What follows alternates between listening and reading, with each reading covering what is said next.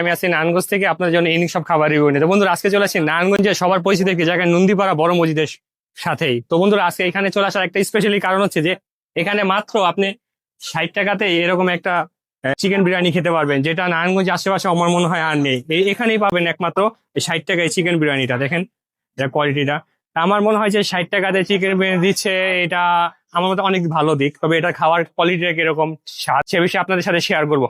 আর অবশ্যই জানবো যে চিকেনের পরিমাণটা যে দেয় এটা কি সবসময় থাকবে কিনা কিনা এই বিষয়গুলো জানবো। হ্যাঁ, তো ভিডিওটা শুরু করছি, আপনারা দেখতে থাকুন। এই যে যে চিকেনের পরিমাণ, যে বিরিয়ানির পরিমাণ দিছেন, এই পরিমাণটা কি সবার জন্য দিচ্ছেন? না না, সবার জন্য। সবার জন্য। তার কথা না পারি এখন এটা খেয়ে দেখবো যে কোয়ালিটিটা কতটুকু ভালো আসলে, সে বিষয়ে আপনাদেরকে জানাবো।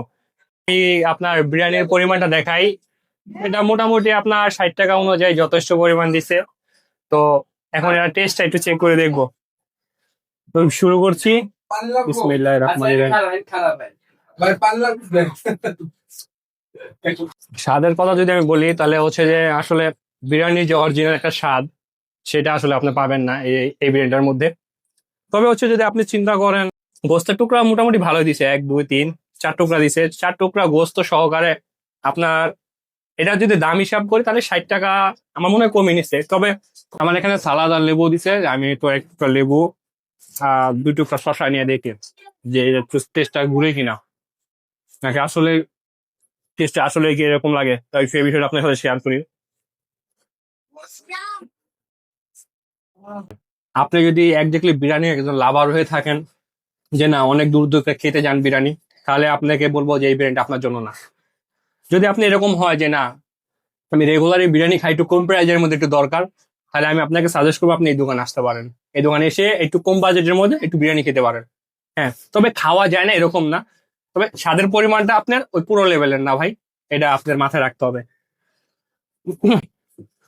প্রাইজের দিকটা যদি বিবেচনা করি তাহলে যথেষ্ট পরিমাণ নাকি কোয়ালিটি ঠিক আছে।